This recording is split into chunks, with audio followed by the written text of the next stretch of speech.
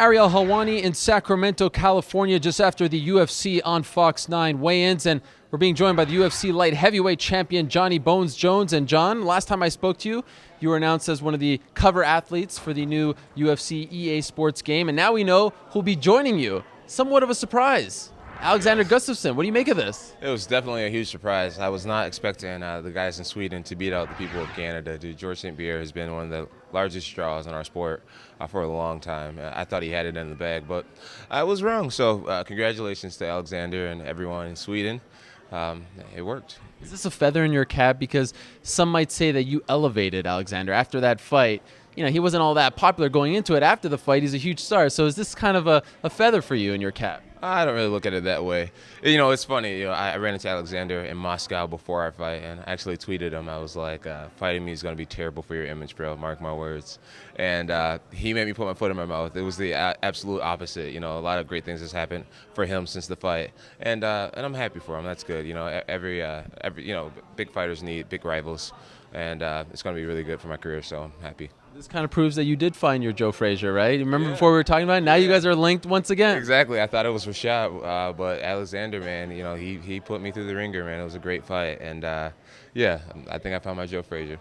A lot of other things to talk to you about, so now that we have you... Wait. There was a trilogy with Muhammad Ali. Sure, you got to do it two more. It's not going to be a trilogy. No. Anyways. There'll probably be two, right? There'll be two. Yeah, it's just two and done.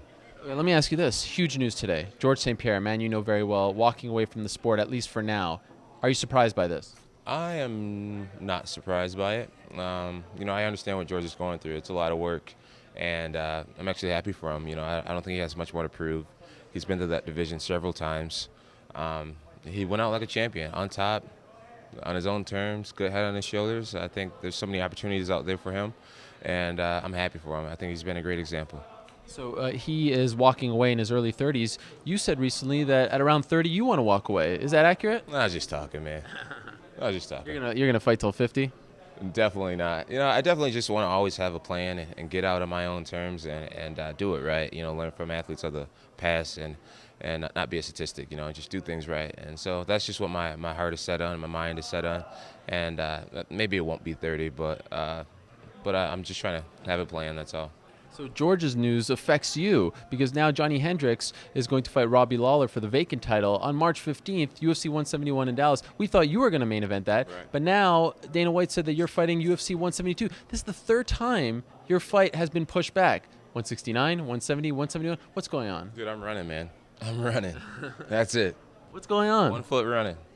Are you not healthy? Do you not want to fight so early? What's going on? Are they announcing honestly, it too early? It just, you know, a lot of jumping the gun was going down and kind of making me look bad. But it happened. Me and Dana came up with a way to salvage this whole thing, and that was pushing me back one more time.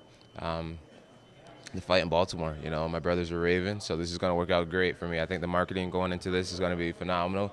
So you were saying Baltimore. Is that official? Yes, Baltimore may be official. What date?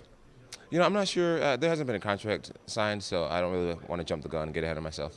But is this 100% though? This time, is it actually going to happen 172? Like there's not a camera right there. No, but is it? Is it? I don't know, man, honestly. Three times it's been pushed back. I'm ready to fight, dude. Yeah, you know, I'm ready to fight. So. You said it kind of made you look bad. Are you annoyed?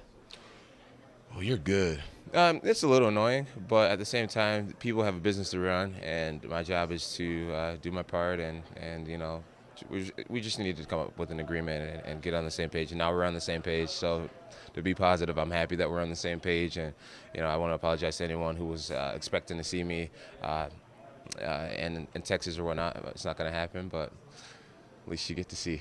So this is Dana White's fault. I'm not saying that, dude. Me and Dana are on really good terms right now, and I'm trying to keep it that way. Okay. You know, a video came out recently of you and Frank Mir kind of play fighting. I think it was play fighting in Russia. What's going on there? Was that a real fight? Dude, Frank's a jerk, man. Frank's a jerk. So there's a beef there. There's a beef there. How are they getting like surveillance camera videos and putting it on YouTube? What's going on? I'm joking. People are spying on you? Joking with you. No, dude, Frank's my guy. He's my teammate. He's like a big brother to me. He's a great mentor, and we were just playing around. We were at an after party, pretty bored, and he came up behind me, tried to take me down or do something. Ended up getting me down. He did take you down. I'm very happy about that.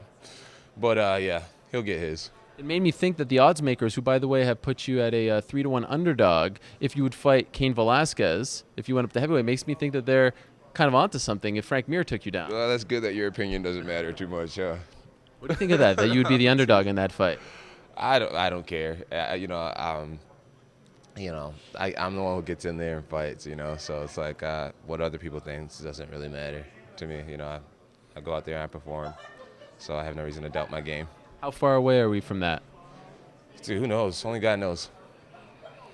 Let me ask you this. Let's end on this. You remember the last time we spoke, you said that, man, what's going on? Alexander Gustafsson's going to fight Little Nog? Really? You were like, come on, really? Mm-hmm. Now he's fighting Jimmy Manuwa, who's ranked lower than Little Nog. Are you surprised that that's the fight that he's going to have to fight to get another crack at you? No, I'm not surprised. People want to see the rematch, and this is the UFC's way of making it happen. But at the same time, I think people need to respect this Jimmy guy. I haven't been able to watch him fight, but everyone's saying he has an amazing brawling style. He has knockout power. He's a guy who brings it. He's a guy who, he doesn't respect people. He goes to win the fight. So I hear he has bad cardio. So, the guy comes with good cardio. Anything can happen. So I'm not really, this is MMA, dude. You never know what's going to happen. And by the way, Daniel Cormier told me on Monday he thinks Glover is going to beat you. Who cares? Who cares what that guy thinks? All right, well, good to see you. Congratulations. You are such an instigator. What are you talking about? I'm just telling you. Oh, no, Ariel. Congratulations, and congratulations on getting your license back. Thank you. You're very excited. I saw the Instagram. Yes, in other news, Bones is back on the road. Watch out, people. Watch out. Thank you very much, and congratulations on this. Looking forward to the game. Thanks, man. You look great, by the way, today. Well, thank you. Always. Thank you.